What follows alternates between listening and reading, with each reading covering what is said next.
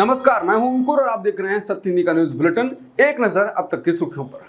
भाजपा और अजित पवार गुट वाली एनसीपी के बीच खिंचाव शुरू हो गया है। इस गुट को उम्मीद थी कि रविवार को मोदी मंत्रिमंडल में उनके सीनियर नेता प्रफुल्ल पटेल को कैबिनेट मंत्री बनाया जाएगा, लेकिन मोदी के दफ्तर से कहा गया कि राज्य मंत्री का स्वतंत्र प्रभार मिल सकता है। अजित पवार गुट ने इस प्रस्ताव को ठुकरा दिया।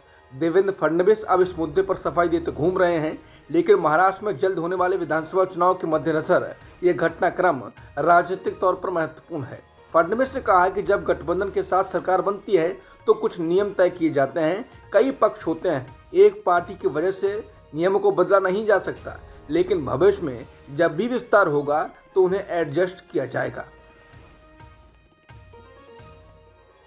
कांग्रेस नेता और कर्नाटक के डिप्टी सीएम डीके शिवकुमार और टीडीपी प्रमुख चंद्रबाबू नायडू का वीडियो काफी वायरल किया जा रहा है। जिस वीडियो में दोनों हवाई अड्डे पर अकेले जाकर लंबे वक्त तक बातचीत करते दिखाई देते हैं। शेयर करने वाले लोग कह रहे हैं कि कांग्रेस के डीके शिवकुमार की चंद्रबाबू नायडू से अकेले में काफी देर बातचीत हुई है। अब देखना है कि एनडीए सरकार कितने दिनों की मेहमान है। कुछ लोग कह रहे हैं कि खेल तो अब शुरू हुआ है। हालांकि इस वीडियो का 2024 के लोकसभा चुनावों से कोई संबंध नहीं है। ये अक्टूबर 2023 की बात है, जब 2024 के आंध्र प्रदेश विधानसभा चुनावों से पहले शिव कुमार ने बेंगलुरु हवाई अड्डे पर नायडू से मुलाकात की थी। कांग्रेस नेता जयराम रमेश ने एक ट्वीट को रीट्वीट किया है। इस ट्वीट में न्यूज 18 की रिपोर्ट कहती है कि टीडीपी नरेंद्र मोदी सरकार को बाहर से समर्थन करना चाहती है, इसके साथ ही स्पीकर का पद चाहती है। टीडीपी स्पीकर पद से नीचे नहीं रहना चाहती है, जिसके बाद लोग कह रहे हैं कि शपथ ग्रहण के पहले दिन से ही एनडीए सरकार में भारी अंतर्कलह शुरू हो गई है। एक दिन पहले मोदी की सरकार में मंत्री पद की शपथ लेने वाले अभिनेता राजनेता सुरेश गोपी ने संकेत दिया है कि वो जल्द ही मंत्रिमंडल से छुट्टी पाना चाहते हैं। समझा जाता है कि त्रिशूर लोकसभा क्षेत्र से सांसद सुरेश गोपी ने अपने बिजी फिल्म शेड्यूल्स का हवाला देते हुए मोदी मंत्रिमंडल से इस्तीफा देने की इच्छा व्यक्त की है। हालांकि अभिनेता के करीबी सूत्रों ने कहा है कि गोपी उन्हें कैबिनेट रैंक नहीं दिए जाने से नाखुश हैं और उन्होंने कथित तौर पर पार्टी नेतृत्व को अपनी नाखुशी बता दी है। पीएम मोदी के नए मंत्रिमंडल में 21 सवर्ण, 27 ओबीसी, 10 एससी, 5 एसटी, 5 अल्पसंख्यक मंत्री शामिल हैं। इसमें 18 वरिष्ठ मंत्री भी शामिल हैं, लेकिन कैबिनेट में एक भी मुस्लिम मंत्री शामिल नहीं है। इसके बाद ये मुद्दा चर्चा का विषय बन गया है। लोगों का कहना है कि इतनी बड़ी कैबिनेट में एक भी मुस्लिम मंत्री को जगह ना देना क्या दिखाता है। पीएम पद की शपथ लेने के अगले दिन ही प्रधानमंत्री मोदी ने कार्यभार संभाल लिया। आज उन्होंने कुर्सी संभालते ही सबसे पहले किसानों के हित में काम करना शुरू कर दिया। मोदी ने सबसे पहले प्रधानमंत्री किसान निधि से जुड़ी फाइल पर साइन किया।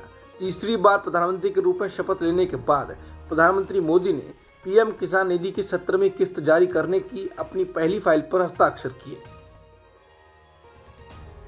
कांग्रेस नेता पवन खेड़ा ने कहा है कि एक तरफ एनडीए सरकार का शपथ ग्रहण कार्यक्रम चल रहा था, दूसरी ओर कश्मीर में तीर्थयात्रियों पर आतंकी हमला हो रहा था, तीसरी तरफ भारत पाक के बीच क्रिकेट मैच चल रहा था। हम पूछना चाहते हैं, क्या क्रिकेट व आतंकवाद एक साथ चल सकते हैं? क्या शांति लफाजी से आती है? पवन खेड़ा ने कहा है कि हमें रौब से कहा जाता है कि कश्मीर में शांति आ गई है। हम पूछना चाहते हैं कि क्या शांति सिर्फ राजनीतिक लफाजी से आती है? दिहाड़ी मजदूरों के लिए शांति नहीं है, कश्मीरी पंडितों के लिए शांति नहीं है, स्थानीय नागरिकों के लिए शांति नहीं है, पर्यटकों के लिए शांति नहीं है, तीर्थयात्रियों के लिए शांति नहीं है, सुरक्षा बलों के लिए शांति नहीं है। क्या शांति लफाजी से आती है?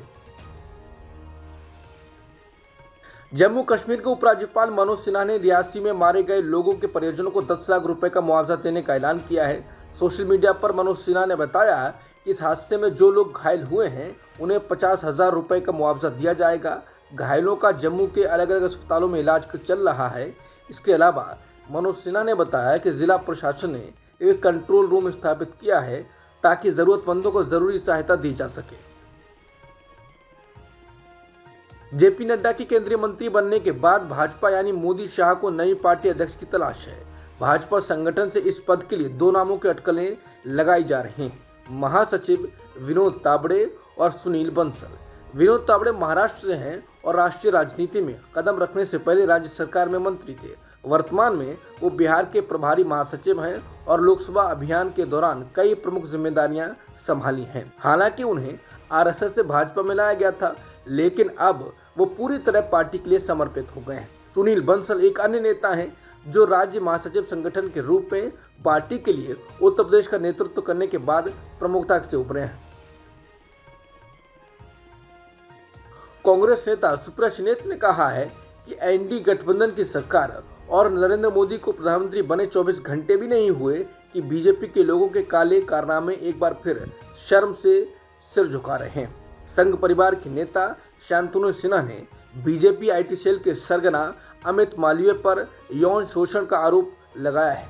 शांतनु सिन्हा का कहना है कि अमित मालवीय बंगाल के 5 स्टार होटलों में और बीजेपी दफ्तरों में महिलाओं का यौन शोषण करता है।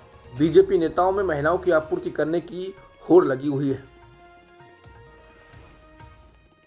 इजराइल के युद्ध कैबिनेट मंत्री बेनी गैंट्स ने देश की आपातकालीन सरकार से इस्तीफा दे दिया है। इस कदम को प्रधानमंत्री बेंजामिन नेतन्याहू के युद्ध के बाद गजा को लेकर प्लान पर दोनों के बीच गहराते मतभेद के रूप में देखा जा रहा है। अब तक की सुर्खियों में इतना ही।